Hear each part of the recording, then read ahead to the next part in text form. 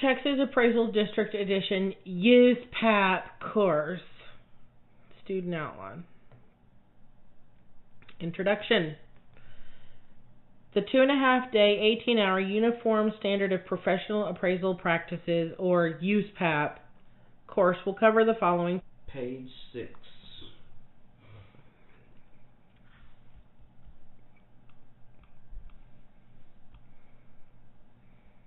I had no idea. I was reading. I wasn't told otherwise.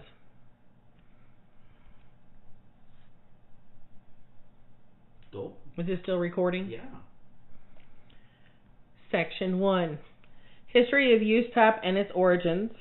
Learning objectives. At the conclusion of this section, students should be able to attain the following. Describe the history of Uspap.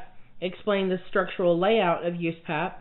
Explain the genesis of current appraisal standards. Describe why the Appraisal Foundation, TAF, was created. List the legal requirements to follow Uspap standards. The role of the appraiser in society. The profession of appraising property began in the United States around the 1890s. During the early 1900s, the demand for appraisal services grew.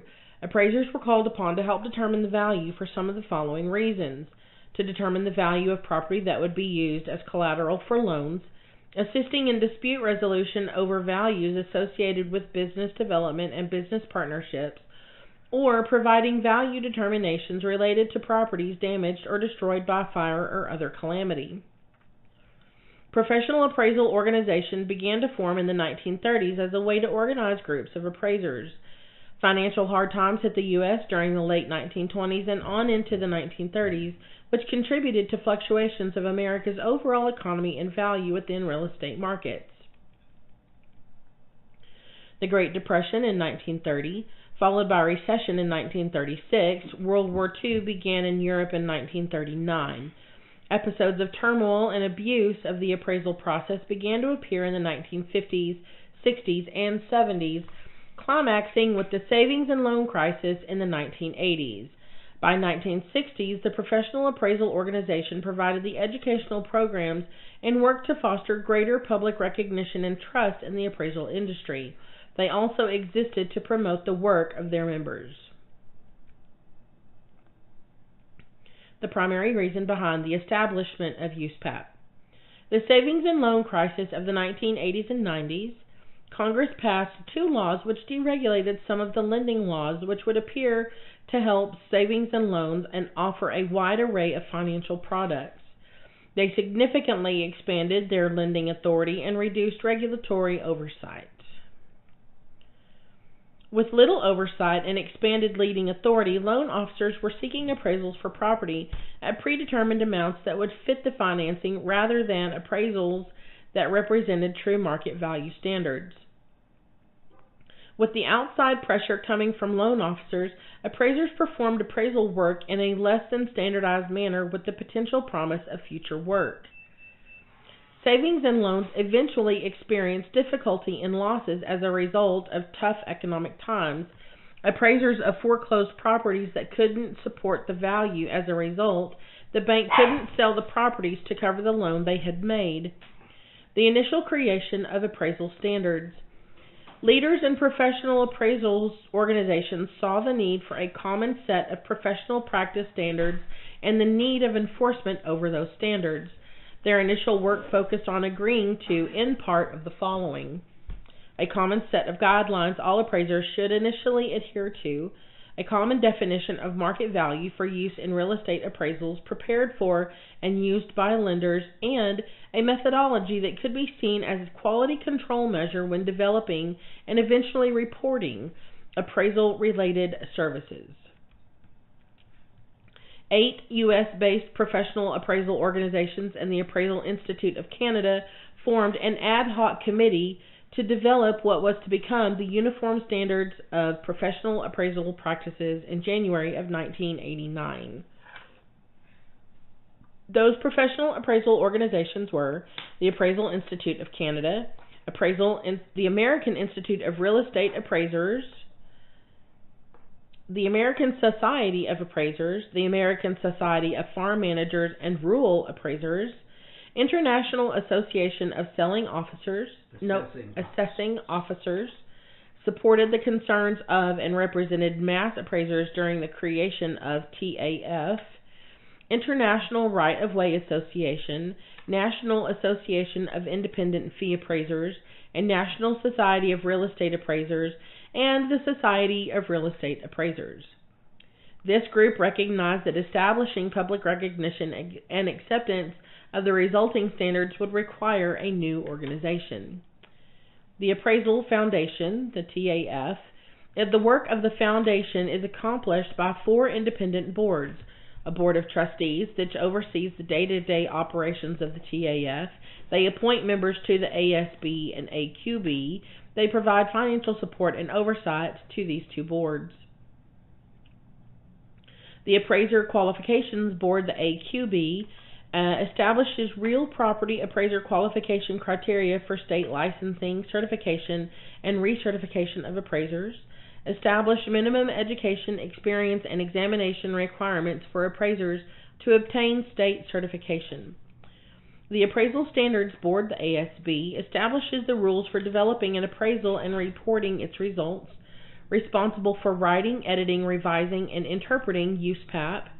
It promotes the use, understanding, and enforcement of the Uniform Standards of Professional Appraisal Practice, Uspap, as required by FIRREA, F-I-R-R-E-A, which is discussed later.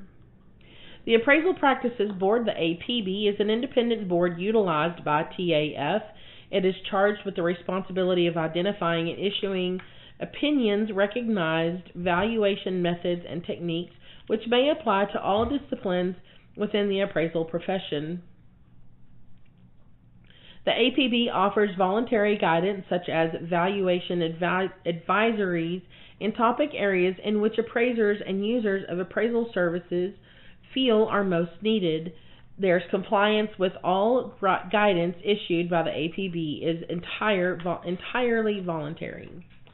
Stated goals and responsibilities of TAF are to establish and approve uniform appraisal standards by defining, issuing, and promoting such standards, to contribute to the education of appraisers, users of appraisal services, and the general public, to develop recognized methods and techniques and provide guidance for valuation professionals, and to establish appropriate criteria for the licensing, certification, and recertification of qualified appraisers.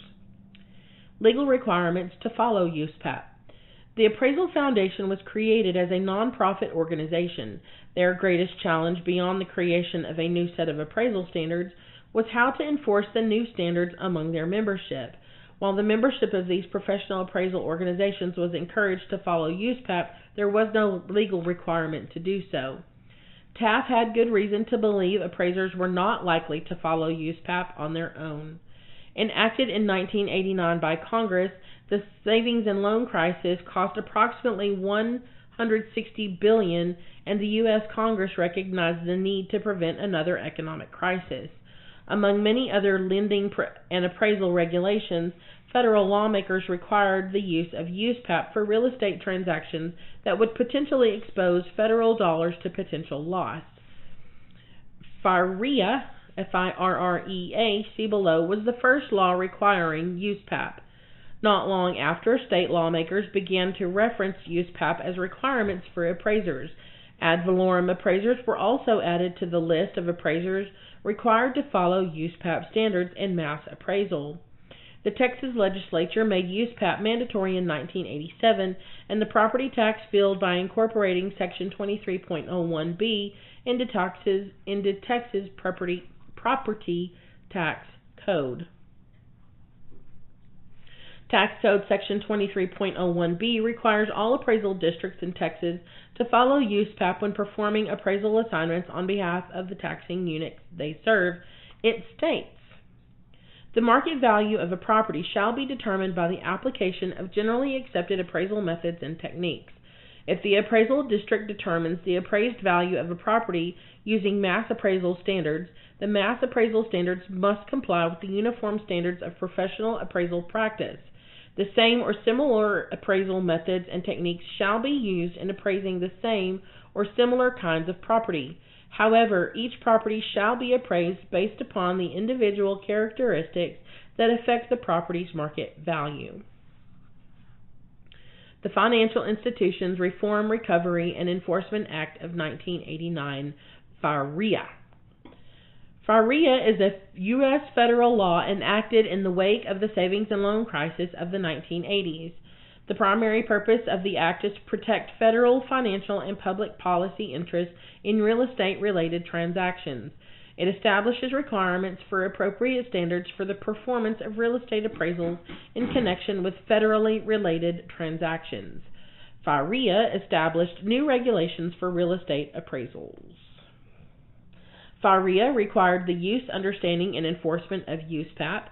FIRREA mandates that all state certified appraisers must meet the minimum education, experience, and examination requirements promulgated by the AQB. The Act also established the Appraisal Subcommittee, the ASC. The ASC exists in part to oversee and monitor appraisal standards. It does not regulate appraisals themselves, but does so indirectly. What did I say? Read it again. What did I say? You said it does not regulate appraisals themselves. Well, pardon me. The Act of the Appraisal Subcommittee does not regulate appraisers themselves, but does so indirectly. If the ASC finds that a particular state's appraiser regulation and certification program is inadequate, it could determine that all appraisers in that state are no longer eligible for depository institutions' appraisal works.